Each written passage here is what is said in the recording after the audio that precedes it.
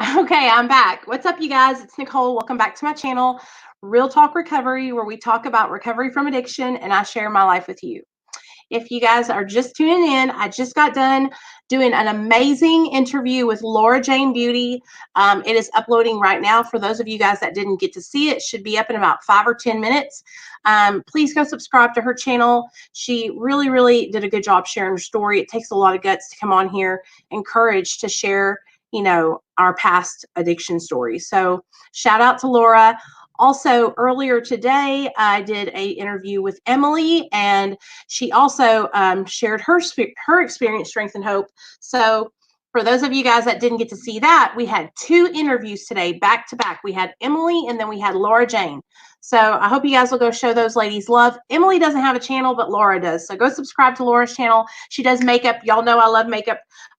So, what I thought we could do is I wanted to go ahead and do that and separate these videos and not mash them together. Now what I want to do is, I know a lot of us are needing recovery support. Okay. It's all right. Hi at last. We got you. We got your back. Okay. So I know it's really easy, you guys, to get caught up in all this chaos and drama of what's going on in the world, right? I know that it makes my anxiety go through the roof. All this, just all these things that are happening with the coronavirus, it makes me nervous. I'm always thinking about it.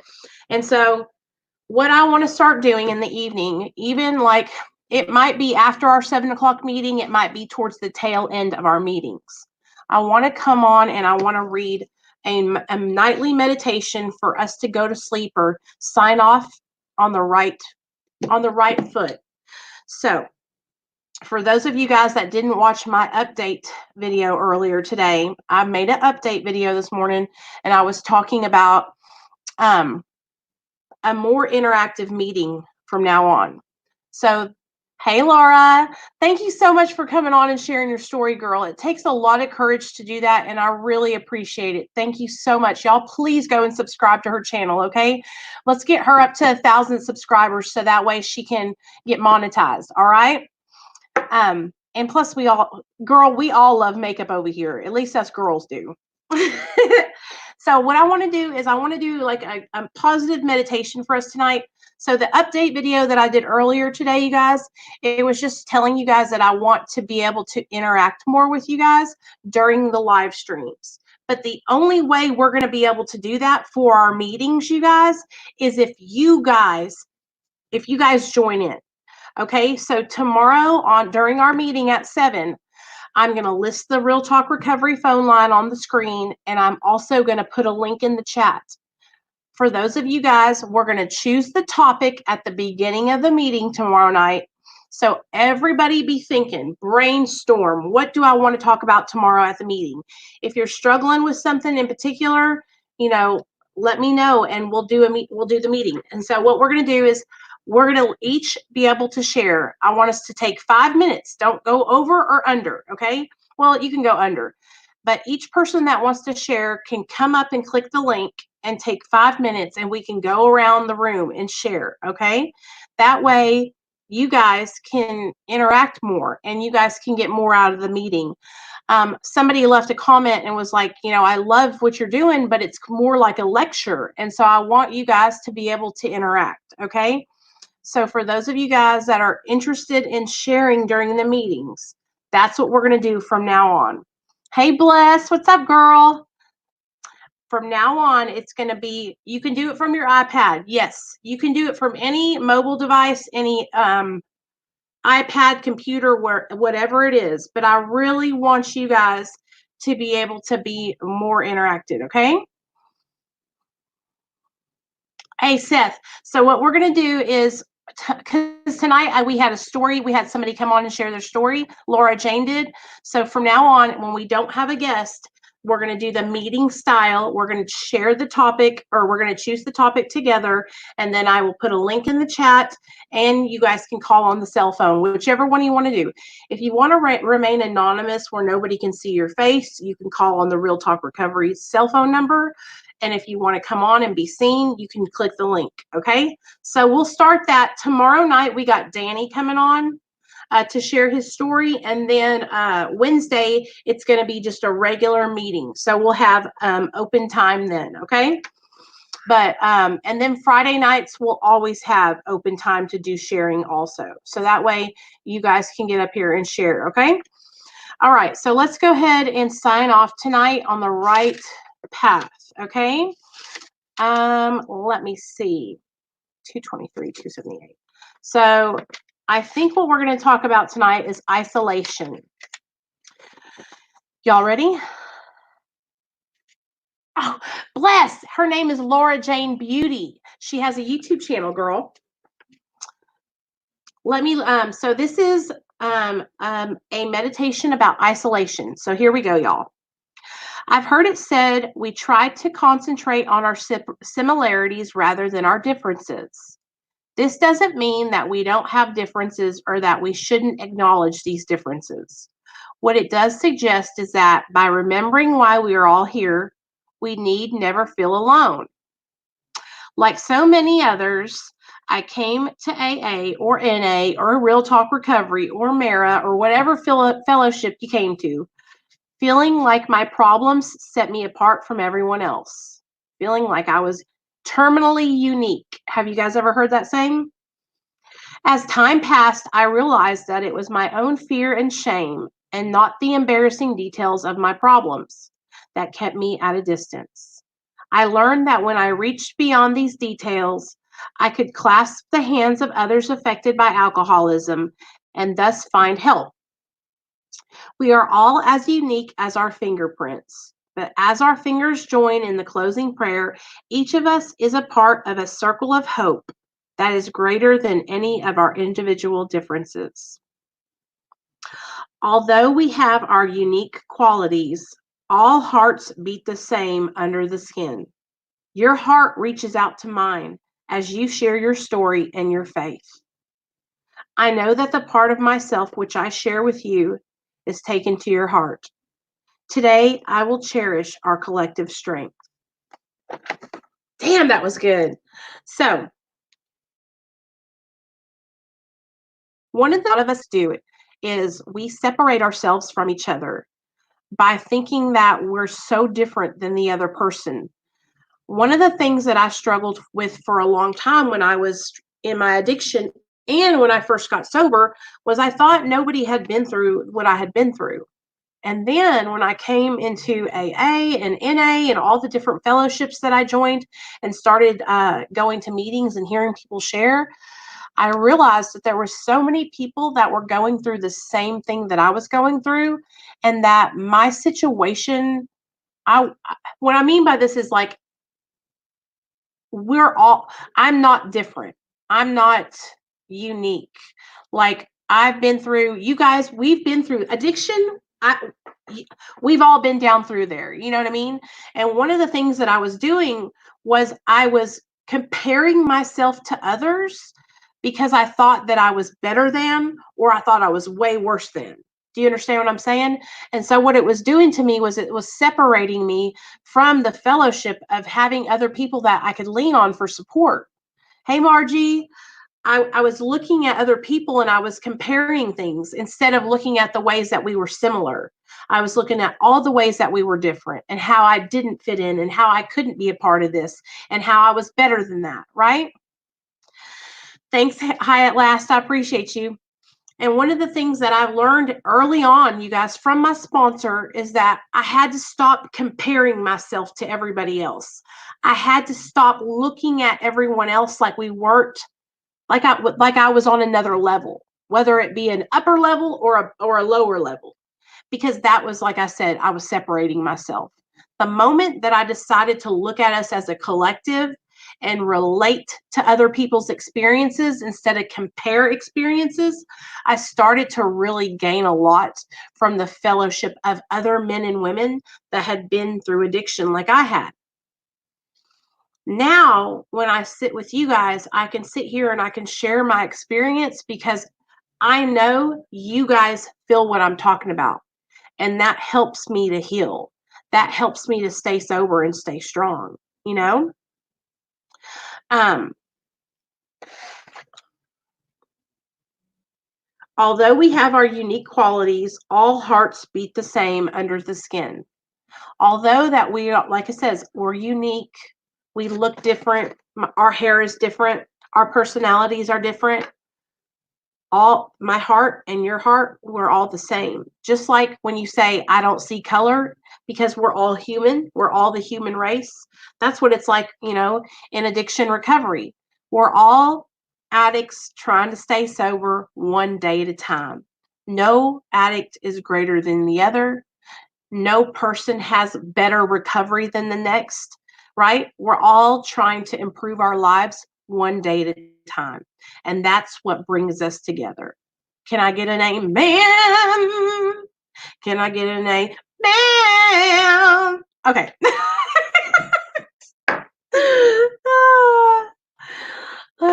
Thank you, girl. Thank you, girl. The sun, you love it? Look at look at that shine, y'all. Look at that shine.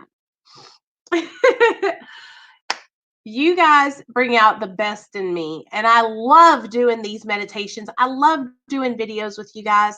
This quarantine time, it has been so amazing, you guys, because I feel like we have literally gotten to know each other so well.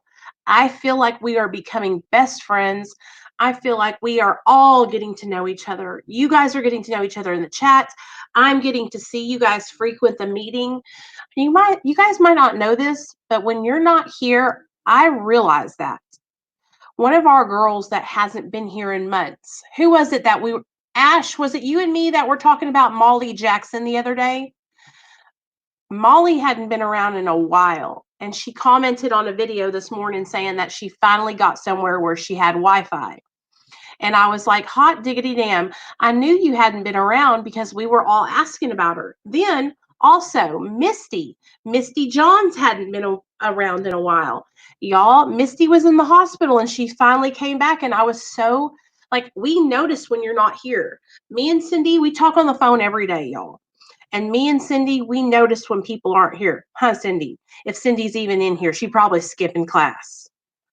I was rushing to the dollar store for eggs to make it back in time for your show. Oh, thanks, girl. I appreciate that. If you missed I uploaded a video before this with Laura's story, and she did such a good job. So I hope you guys, hey, Merk, I called Ryan. Ryan, if you're watching, we miss you. I cannot get a hold of him, and I've tried 2 or 3 times now. I'll call him after this meeting, too. You guys mean so much to me, and this channel means so much to me. So I just really appreciate each and every one of you guys' support. Is there anything that you guys want to talk about before we go? Is there any questions that you want to ask? Is there anything that you're in particular that you are struggling with, that you need a suggestion or any kind of support? Let's go ahead and talk about it before we sign off tonight, okay?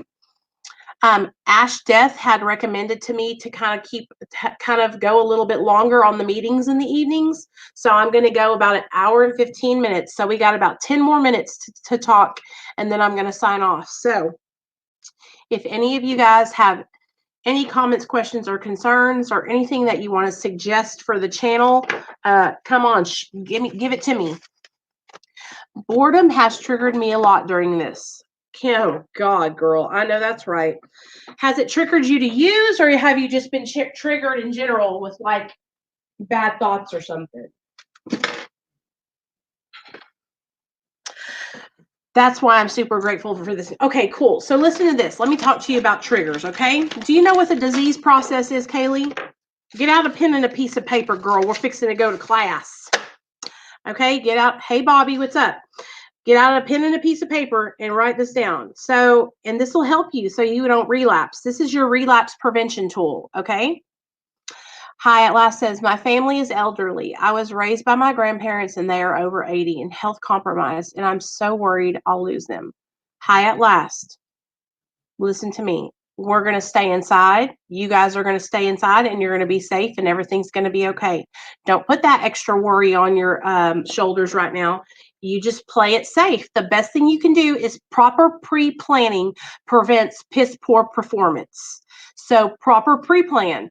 Make sure that you go out and you get their groceries for them. You don't let them be going outside, and that way they'll be safe. Okay? Okay. So y'all ready? Here we go. This is the disease process. If you need to know, this will help you fight a relapse. Relapse prevention time. The first thing that happens whenever you are, coming up on a relapse, right? Or coming up on a situation where something could happen. The first thing that happens is you experience a trigger, okay? A trigger is a thought or a series of thoughts, okay? It can be something or it could be something you can see. It can be a person. Now, there are different kinds of triggers, okay? So first thing you need to write down is trigger.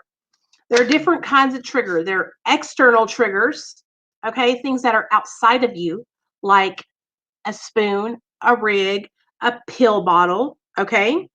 So beside that, write down external and then write down internal, which would be like your emotions, okay? Pain, fear, um, boredom, okay? Those are internal triggers, okay? So you experience a trigger, and what happens from that point on, draw an arrow pointing down and write the word thought, okay? So a trigger does exactly that. It triggers a thought, okay?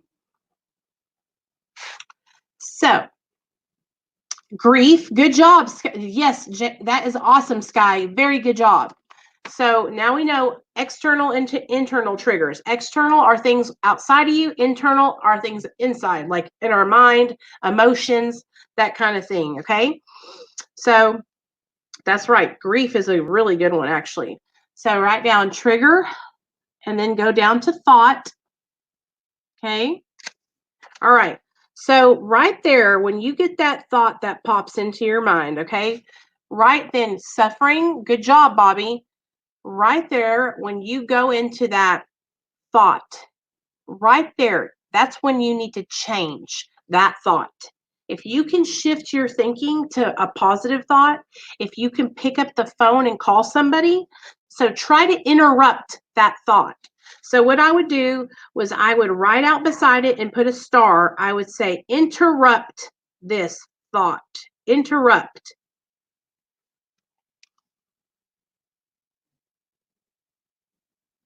Okay.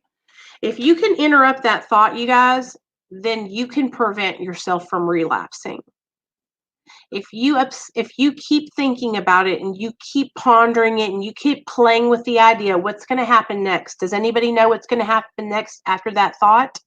If you keep going over it and over it and over it and over it, then you're shifting your mind from thinking to what? To obsessing. Obsession. All right. So the third step in the disease process is obsession. Okay.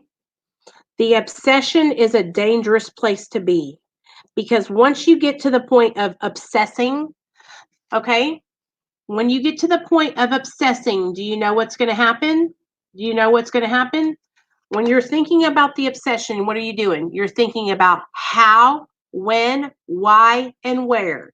So out to the right of that, write down how I'm going to use, why I'm going to use, when I'm going to use, where I'm going to use. Okay?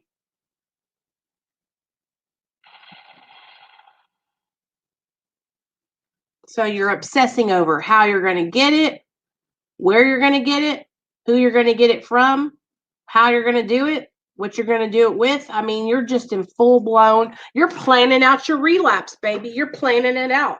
Trigger thought, obsession. Once you go to obsession, if you don't turn around there, if you don't stop, the next step is picking up. And we say using. So trigger, thought, obsession, use. Okay.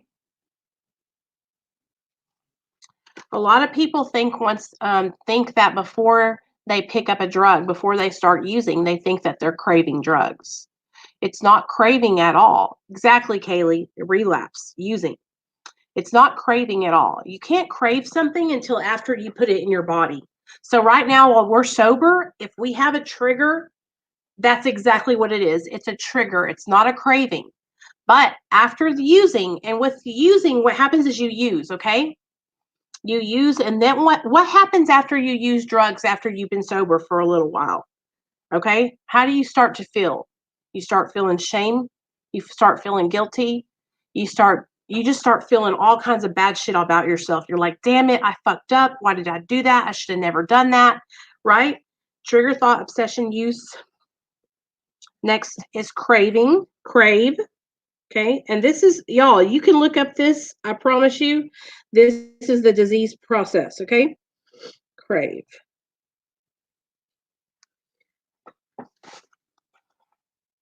Remorse. Good job, Cindy. That's great. Good job. Trigger thought obsession use crave, okay? And out beside crave, I would start writing all the things that are going through your mind, right? Remorse, shame, guilt, anger. All these things are how you're feeling, right? Okay, TTOUC. Okay.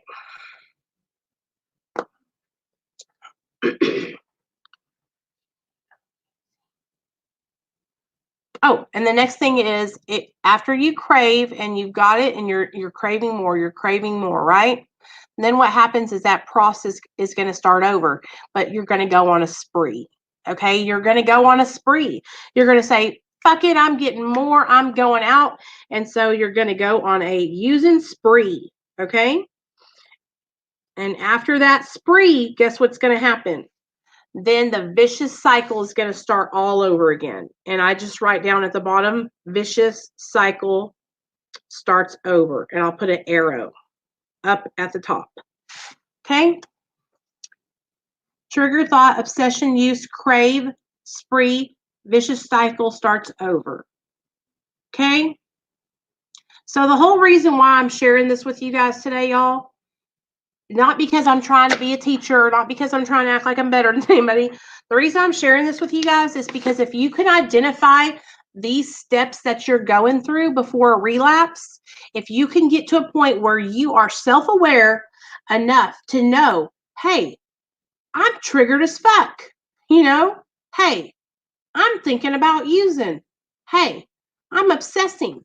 You can stop your relapse and you can turn it around. You don't have to go there, right? You can slam on the brakes and say, "Fuck that shit. I'm not going to go. I'm not picking up today. I don't want to lose everything that I worked so hard for. I'm going to change this thought." Okay? The biggest tip I can give to you is if you can change right here and turn it around at your thought, you are going to make it. You're going to win. You're going to succeed in your recovery. Now, the things that I want to recommend to you to do that is for your homework, because Ash wants homework. Ash wants homework. The thing that I would do if I was you guys, this is what my sponsor made me do. So I'm going to make you do it. Y'all know what I mean. I want you all to get 7 phone numbers, 7 numbers of people that are in recovery that are sober.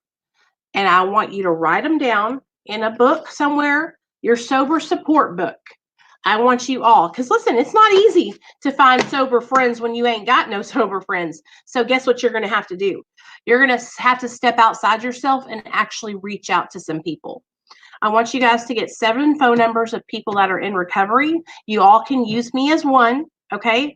But you need to have a sober support network, a list of phone numbers of people that you can reach out to. Because I can tell you all day long about how to stay sober and how to prevent relapse. But if you don't have the resources and you don't have a list of people that you can reach out to, right? Guess what? You're not going to use the fucking resources. You're not going to pick up the phone. So let's get ourselves a list. I want you all to do that. And get a list of 7 people. 7's not a lot. You can do it high at last. Get yourself a list of 7 people. Now, last time we were here, we all made gratitude lists. Do any of you guys remember that and write down your gratitude? If you did, why don't you guys go ahead and share it with everybody? Let everyone know what you're grateful for. Okay, one other homework assignment. Okay, I think this is easy because set 7 phone numbers. Okay, 7 phone numbers to get for your sober support notebook. Okay, This is going to be my Sober Support Network book, okay? And then I'll write down my 7 numbers and then one other thing I want you guys to do, okay? And this is not hard at all right? The only thing, oh, thanks, Kaylee. Let's all write down Kaylee's number. There's a number we can all use, okay? 279. Okay, so you got, and you guys put this in your Sober Support Network book too. Put this disease process, put your 7 phone numbers, and then what I want you to do, okay, after that, this is your homework assignment, all right? I want you to write a paragraph, okay, of how drugs or alcohol or both contributed to your life becoming unmanageable, okay? I want you to write a little paragraph about how your life became unmanageable due to your addiction. This is part of step 1 homework, okay? Step 1 homework is writing down, thanks Ash, writing down how your life had become unmanageable, all right? I will go ahead and share with you guys what I wrote down with my sponsor when I did this. So I sat down with my sponsor and she had me write out all the ways my life had become unmanageable. And the reason that we do this is because a lot of us, when we're in our active addiction, we are oblivious to how our life is getting fucked up. You know what I'm saying? Because our perception is so skewed. Okay? The way we perceive our lives in active addiction is, oh, I'm just having fun, or I don't mind living on somebody else's couch. But when you get sober and you can see it from clear eyes, you know, no longer drug fogged eyes, then you can really start making a difference, right? And really start making a change. So 7 phone numbers for your sober support and 1 entry on a piece of paper that says how your life has become unmanageable due to your addiction. Okay. And I really hope that you guys, when we do a meeting next, you'll come up and share, hey guys, I want to share with you guys how my life has become unmanageable due to my addiction. You know, the way my life became unmanageable was I lost jobs. I could no longer get employed by certain employers because I got a felony. I couldn't stop lying because I had to go behind people's backs to get high. Um, I wrecked my car and then I ended up getting it impounded and sold it for dope money. I stopped paying my credit card bills and had to file bankruptcy. These are all examples of unmanageability in my life due to my addiction. I was using while I was pregnant with my son. I lost custody of my son due to my addiction. I I would carry drugs in my car, and it didn't matter. Like I didn't take it into consideration that I could have been hurting or harming anyone else. Um, Let me think what else. There's so much unmanageability in my life due to my addiction. I could go on forever, you guys. But that's what I want you to do. This exercise is so we can reflect on where our addiction took us, and it's so we can look back on that list and say, you know what, this is why I'm staying sober, because I don't want my life to look like that anymore. I don't want to lose this. I don't want to be like that. I want to stay sober. Okay So I hope you guys don't mind me giving a little bit of homework out. I thought that would be fun. And me and Ash were talking last night and she was like, I want something to do. It gives me something to do. So I hope that helps you guys out. 7 phone numbers of sober support and a list of unmanageability due to addiction. Okay. I love you guys. I hope you have a really good night. And I'll see you guys tomorrow night at 7 p.m. Central Standard Time with D. He is going to come share his story. He used to spend $1,000 a week on dope, and now he's sober. So be here tomorrow night at 7 p.m. Central Standard Time. And I really hope that this helped you guys. I hope you enjoyed it. Hyatt Les said, I wrecked my car Friday before last on about 30 bars. There you go, Hyatt Last, already. The unmanageability. Do you see that? It's okay. Don't listen. It's okay, though, because you don't have to live that life anymore, man. You can make a change. You can turn your life around. Okay? This is what you can do. All right? You don't have to do that anymore. You don't have to live your life in the chains of addiction. You can break free. Okay. So Good start on your list, High at Last. I'm proud of you for already getting busy on it. Hell to the yeah, motherfucker. So everybody else, get busy on your unmanageability. If you want to, you guys can text me your unmanageability to that number right there, 501-991-5149. Text me your lists of how your life has become unmanageable. Okay, I'd love to read them. Okay, all right, you guys. See you tomorrow night, 7 p.m. Central Standard Time. Love y'all.